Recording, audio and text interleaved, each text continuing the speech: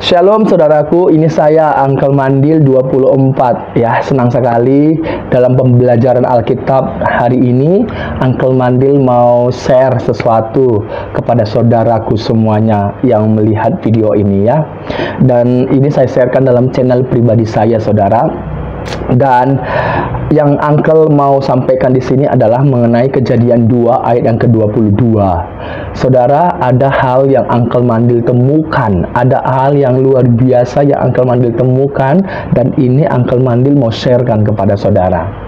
Kalau video sebelumnya membahas hal yang sama, yaitu Kejadian 2 ayat 22, di mana dua hal yang Uncle Mandil sudah sharekan. Yang pertama, siapa yang mengambil salah satu rusuk dari manusia itu, dan yang kedua, apa yang dilakukan oleh Tuhan Allah terhadap satu rusuk yang diambilnya itu. Itu video yang lalu. Dan video kali ini saudara, yaitu Uncle Mandil menemukan sesuatu hal. Apa itu? Kalau kita baca sekali lagi ya, kita baca sekali lagi Alkitab kita, pelan-pelan saja. Dan dari rusuk yang diambil Tuhan Allah dari manusia itu, ya, dibangunnya seorang perempuan, lalu dibawanya kepada manusia itu. Nah, saudara, di situ dikatakan bahwa dibangunnyalah seorang perempuan dari rusuk yang diambilnya itu, dibangunnyalah seorang perempuan. Nah, ketika dikatakan dibangunnya seorang perempuan, coba saudara ingat kembali bagaimana Tuhan menciptakan, menjadikan manusia pertama atau Adam. Di dalam Kejadian 2 ayat yang ke-7 dikatakan di situ Tuhan Allah membentuk manusia itu dari debu tanah. Membentuk dengan dibangunnyalah seorang perempuan, ini sangat berbeda sekali. Ya, berbeda sekali. Ya.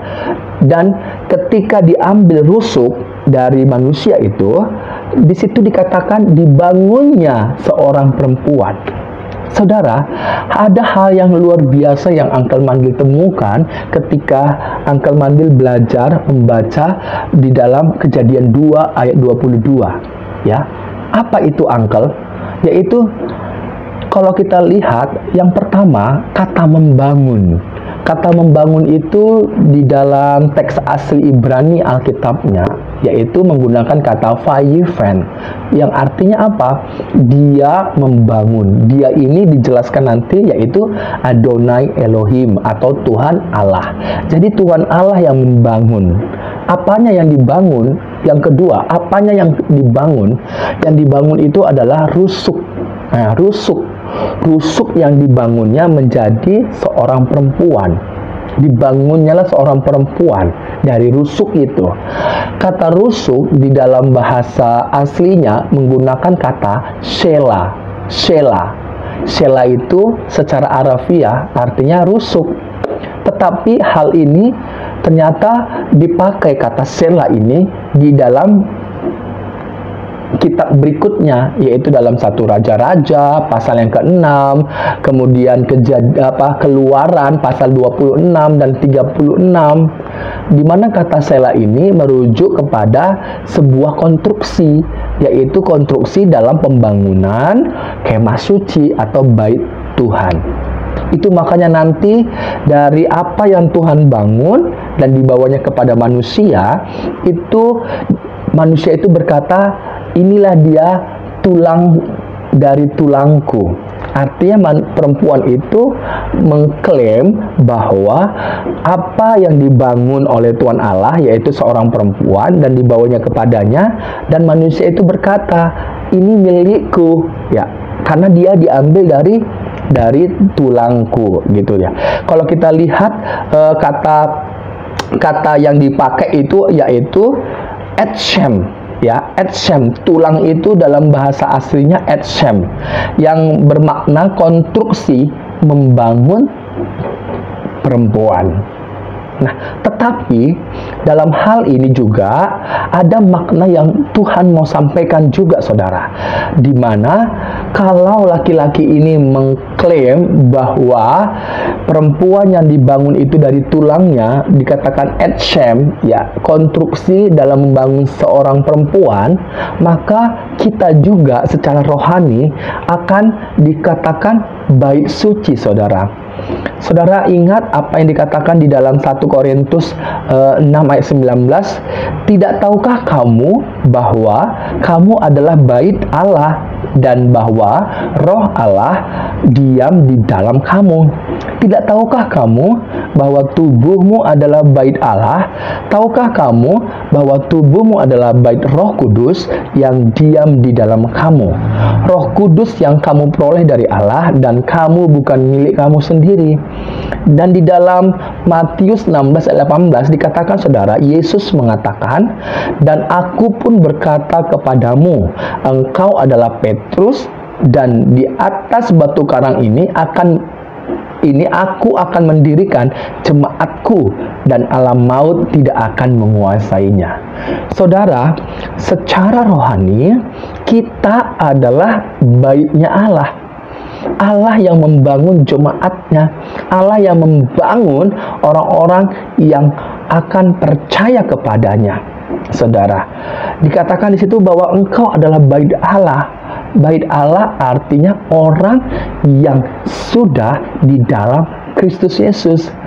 Yang membangun di sini adalah Yesus Kristus. Itu sebabnya dikatakan, saudaraku, kalau kita lihat dalam Markus 2 ayat 19, Yohanes 3 ayat 29, dan Wahyu pasal yang ke-19 ayat 6 sampai 8. Dan kalau kita lihat di situ, saudara, dari apa yang ditunjukkan oleh Tuhan Allah mengenai rusuk yang dibangunnya seorang perempuan, demikian juga kita adalah secara rohani melambangkan jemaat Kristus, saudara, yang juga digambarkan sebagai mempelai perempuannya Kristus, dan Kristus adalah mempelai laki-laki.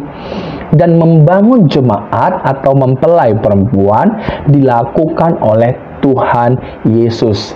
Dengan caranya bagaimana? Menebus hidup kita di atas kayu salib.